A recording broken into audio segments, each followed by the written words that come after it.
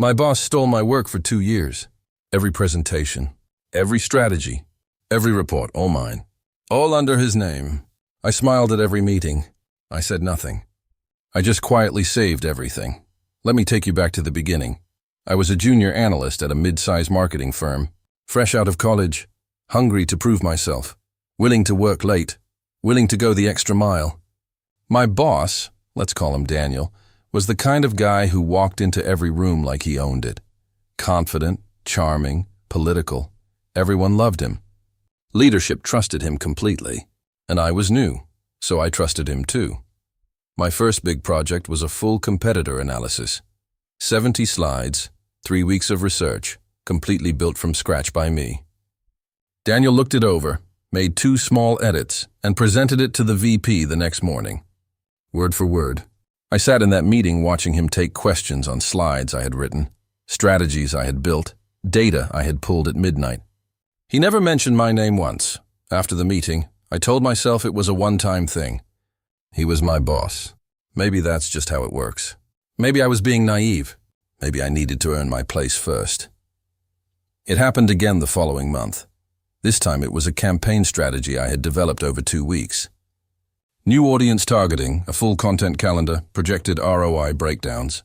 Daniel sent it to the director of marketing with his name in the subject line and not a single change to my work. I found out when the director replied to him saying it was the best strategy deck she had seen all year. That night I created a folder on my personal drive. I named it Evidence. I started documenting everything. Every email where Daniel forwarded my work upward with his own name attached. Every Slack message where he took credit in real time. Every meeting where he presented my ideas without crediting me. I saved file metadata showing creation dates. I saved version histories. I saved timestamps. I even saved a voice recording, completely legal in my state, where he told a client during a call that the campaign approach had come entirely from his own research. I was methodical. I was patient, and I was furious. 6 months in, I found out Daniel had received a performance bonus largely based on a quarterly growth report I had written alone, start to finish, over 3 weekends. He had told leadership he worked on it personally. I wasn't even mentioned as a contributor. I remember sitting at my desk reading the bonus announcement email and feeling something shift inside me. Not anger exactly, something colder. I added the report to the folder and kept going. 1 year in, Daniel was promoted to senior director. The announcement email from the CEO referenced his strategic vision and his ability to consistently deliver high-impact results. I knew exactly which results they were talking about. I had built every single one of them. I printed the email and put it in the folder. By the time 18 months had passed, I had documentation on 11 separate incidents. 11. Each one carefully logged with dates, file names, original versions, and delivery records showing Daniel presenting the work to leadership. And then he made his first mistake. He started feeling too comfortable. He got sloppy. He began treating me less like the person secretly running his career and more like dead weight he no longer needed. He started CCing me out of important meetings. He stopped assigning me visible projects. He began building a paper trail, performance improvement notes, vague complaints about my attitude, documentation of alleged missed deadlines that I had records proving were never real. I watched it happen in slow motion. I knew exactly what he was doing. He was setting up a firing. What Daniel did not know was that for the past 3 months, I had been quietly having conversations with a senior VP at the company. Not about Daniel, about my actual work. She had noticed certain patterns in the projects coming out of our department. Patterns in writing style, in analytical approach, in formatting. That didn't quite match Daniel's public persona or his documented background. She was smart. She had been watching, and she had started asking quiet questions. I didn't tell her everything. Not yet. I just answered honestly when she asked about specific projects. I let my actual competence speak for itself. Then came the morning Daniel walked into HR. It was a Tuesday. I had gotten to the office early. I could tell from the energy, the way Daniel avoided eye contact, the way HR's calendar suddenly showed a blocked 2-hour slot, that something was happening. I had suspected this day was coming for weeks. I had been preparing. At 9:02 a.m. I sent an email. The recipients were the VP I had been building a relationship with, the Chief Operating Officer, and the company's board liaison. The subject line was simple: documentation of work, attribution discrepancies, 18 months.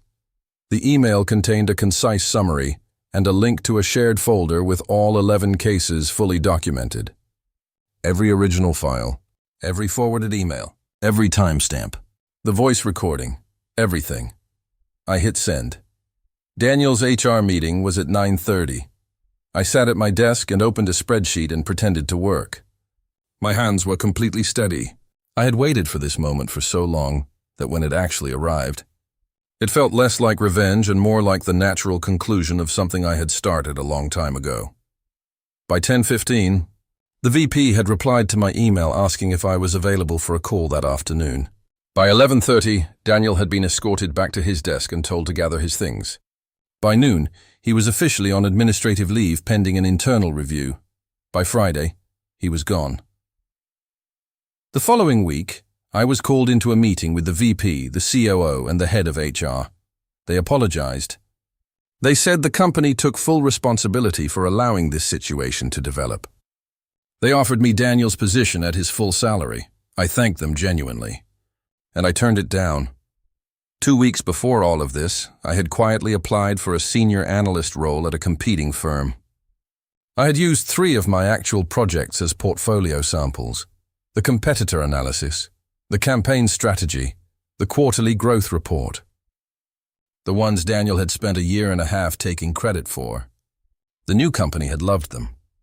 They had offered me the job at 30% more than I was making, with a direct line to their chief strategy officer. I gave my 2 weeks' notice the same afternoon I turned down Daniel's old position. My last day at the company was a Friday. I cleaned out my desk, said goodbye to the colleagues I genuinely liked, and walked out of that building for the last time. That night I slept better than I had in 2 years. Was I wrong to wait so long before coming forward? Probably. There are days I wonder if I should have spoken up after the very first incident. If I had, maybe things would have gone differently. Maybe Daniel would have been caught sooner. Maybe I would have been promoted earlier. Maybe I saved myself 2 years of frustration. Or maybe I would have been dismissed as a complaining junior employee with nothing to back it up. I waited because I wanted to be undeniable. I wanted a folder so complete, so thoroughly documented, so impossible to dismiss or explain away, that there was no version of the conversation where I didn't win. Was it the right call? I genuinely don't know, but I know this. When I hit send that Tuesday morning at 9:02, I had 11 documented cases, 18 months of evidence, and a voice recording. Daniel had performance improvement notes and a meeting at 9:30. I think I made the right choice. AITA for waiting 2 years and building a case instead of speaking up immediately. Drop your verdict in the comments. Was I patient or was I petty? Would you have done the same? And if you've ever had a Daniel in your life, someone who took credit for your work, your ideas, your effort, I want to hear your story too. Because I know I'm not the only one. Like this video if you think Daniel got exactly what he deserved. Subscribe if you want more stories like this every week. And comment your verdict, NTA, YTA, or ESH. I'll be reading every single one.